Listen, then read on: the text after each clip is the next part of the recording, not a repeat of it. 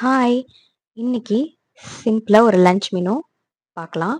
இன்னைக்கு லஞ்சுக்கு புதினா துவையலும், பீட்ரூட் முட்டை போட்டு பொரியலும் செஞ்சிருந்தேன். சிம்பிளா புதினா துவையலுக்கு ஒரு பெரிய வெங்காயம், கொஞ்சம் சின்ன வெங்காயம், 6, 7 வரமிளகாய் எடுத்துக்கலாம். அப்புறம் நம்ம செடியில் ஃப்ரெஷ்ஷாக பறித்த 2 கொத்து கருவேப்பிலை.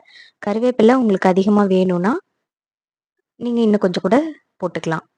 கடாயில் கொஞ்சமாக எண்ணெய் விட்டு கடுகு தாளிச்சிட்டு கொஞ்சம் அதிகமாக உளுத்தம்பருப்பு சேர்த்து செவக்க விட்டுடலாம். நல்லா செவந்து வந்ததுக்கப்புறமா வரமிளகாயும் கருவேப்பிலையும் போட்டு தாளிச்சிட்டு வெங்காயம் போட்டு வதக்கிக்கலாம். அடுத்ததாக சின்ன சைஸில் 2 தக்காளி எடுத்திருக்கேன். தக்காளி கட் பண்ணி அதோட சேர்த்து வதக்கிட்டு புதினாவை க்ளீன் பண்ணி அதையும் சேர்த்து நல்லா வதக்கிக்கலாம். இந்த சைஸ்க்கு புளி எடுத்து கொஞ்சமாக சேர்த்துக்கலாம். சேர்த்து வதக்கிட்டு ஆற விட்டுறலாம். அடுத்ததாக அரை மூடி தேங்காயை இந்த மாதிரி கீரி எடுத்து வச்சுருக்கேன்.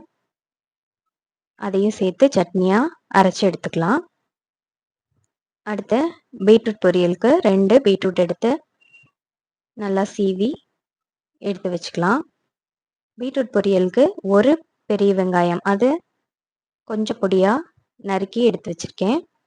அடுத்ததாக வீட்டில் பச்சை மிளகாய் இல்லை, அதனால் வரமிளகாயை நான் எடுத்துக்கிட்டேன். நீங்கள் பச்சை மிளகாய் போட்டதுனாலும் போட்டுக்கலாம். எப்பவும் போல் பீட்ரூட் பொரியலுக்கு பண்ணுற ப்ராசஸ் தான். எண்ணெய் கடுகு எல்லாம் தாளிச்சிட்டு வெங்காயம் போட்டு வதக்கிட்டு வரமிளகாய் சேர்த்துட்டு வதக்கி எடுத்துட்டு பீட்ரூட்டையும் போட்டு பொரியலாக எடுத்துக்கலாம். பொரியல் பண்ணதுக்கப்புறமா தேங்காய் துருவி போடுறதுக்கு பதிலாக 2 முட்டை அது கூட சேர்த்து நல்லா வதக்கி எடுத்துட்டா பீட்ரூட் முட்டை போட்டு பொரியல் ரெடி.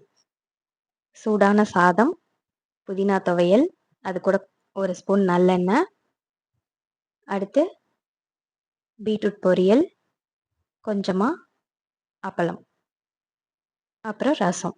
இதுதான் இன்றைக்கி எங்கள் வீட்டில் லஞ்ச். உங்கள் வீட்டில் என்ன லஞ்சுன்னு கமெண்ட் பண்ணுங்கள். தேங்க்யூ.